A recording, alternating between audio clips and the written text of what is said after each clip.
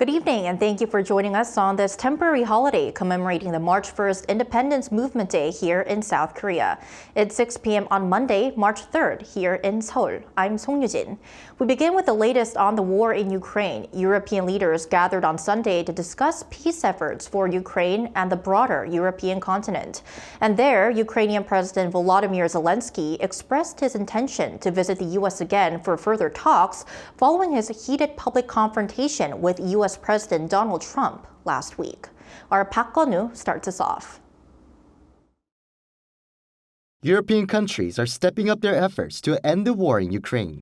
During a summit in London on Sunday, UK Prime Minister Sir Keir Starmer said that Europe is a continent at a crossroads in history. This is not a moment for more talk.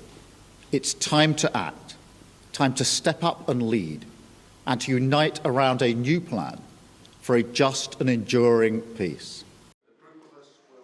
Starmer said during Sunday's summit that EU countries would form a coalition of the willing and draft a peace plan that will later be presented to US President Donald Trump. He also spoke about allowing Ukraine to use UK export finance worth $2 billion to buy some 5,000 air defense missiles. But he also stressed all of these efforts need strong US backing. European Commission head Ursula von der Leyen spoke about the urgent need to rearm Europe. After the summit, Zelensky expressed confidence that his relationship with Trump would continue despite their public spat on Friday.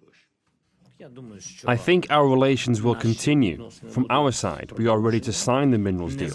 I honestly think the United States will be ready as well. The summit between 19 world leaders came just 2 days after a fiery exchange between US President Donald Trump and Ukrainian leader Volodymyr Zelensky at the White House, where Zelensky was blamed on live television for not showing enough gratitude for US support. Zelensky was visiting Washington to sign a minerals deal with the US, but his visit was cut short. But Zelensky also shared his willingness to visit the US for a further dialogue if he gets invited once again, representing the interests of a country that heavily depends on support from partners.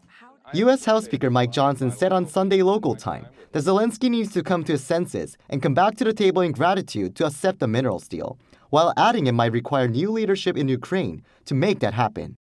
Park Gun-woo, Arirang News. And in other parts of the world, tensions continue to escalate in the Middle East after Israel blocked humanitarian aid into the Gaza Strip on Sunday. In a statement, the office of Israeli Prime Minister Benjamin Netanyahu said that the decision followed Hamas's refusal to extend the Phase 1 ceasefire, which expired on Saturday. It also warned of further consequences if Hamas continues to reject an extension to the proposal.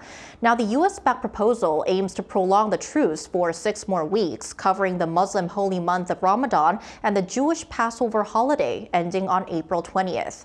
Hamas, which previously said it would not agree to an extension without guarantees of Phase 2, called Israel's halt of aid cheap blackmail.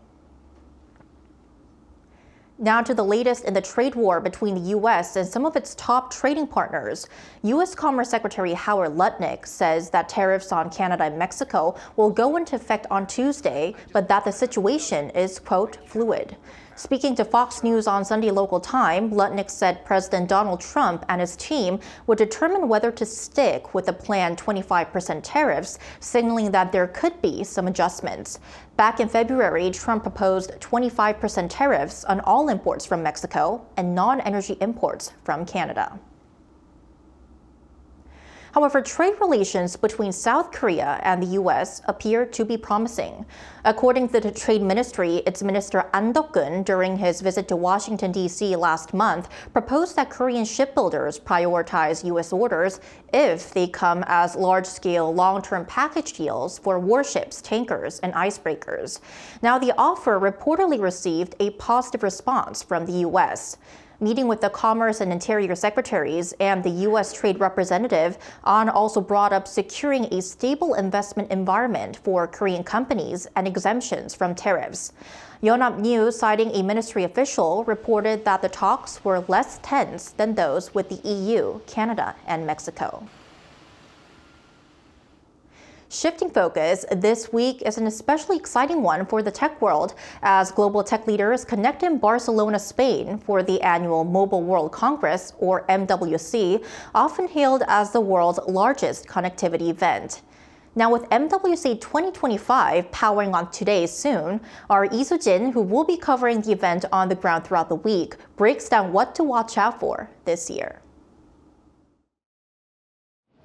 The world's largest and most influential mobile telecommunications event, the Mobile World Congress, is opening its doors once again.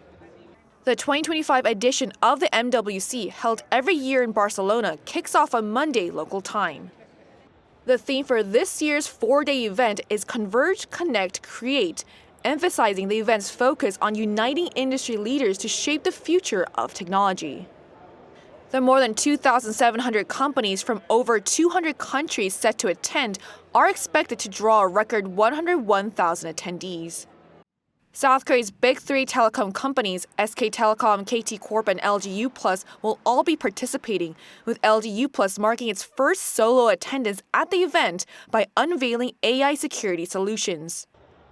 And SK Telecom will feature advanced AI data center technologies, while KT showcases how AI technologies can be integrated into daily life at its K Street Pavilion. Chinese mobile companies are also attracting attention, with Xiaomi unveiling its latest flagship, Xiaomi 15 Ultra, and Huawei, the world's first triple foldable smartphone. But it's not just the big names that are aiming to make a splash. At MWC, many cloud service providers and GPU-heavy companies, our core clients, are present. We've designed our new technology to seamlessly switch to local processing if an issue arises in the cloud, ensuring no disruptions.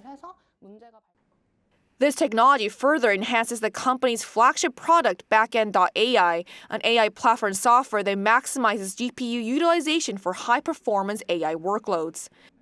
It's also the only software in Asia officially validated by NVIDIA to run efficiently on DGX systems or AI supercomputers.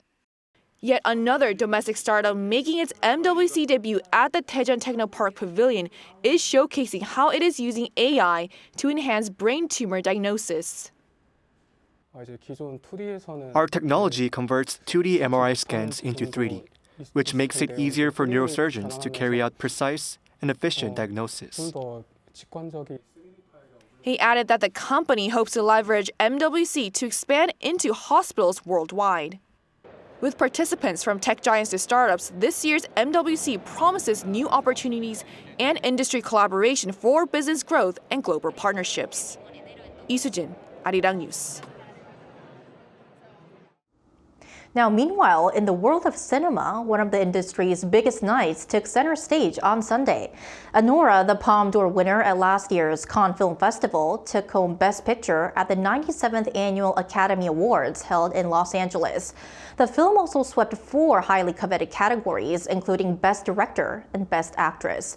Best Actor, the only category that Anora lost out in among the 6 it was nominated for, went to Adrien Brody for The Brutalist, marking his second Oscar win. And Lisa of the girl group Blackpink performed at the Oscars for the first time as a K-pop artist, joining Doja Cat and Ray for a medley of songs as part of a James Bond tribute.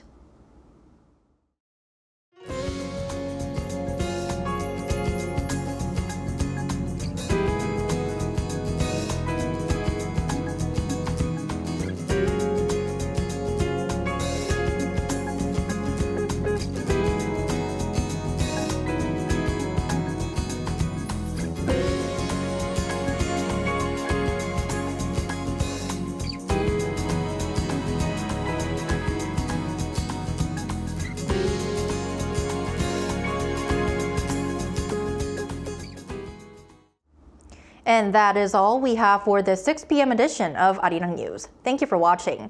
And Arirang News will be back tomorrow at 10 a.m. Korea time with New Day at Arirang. And we hope you have a great start to a new week.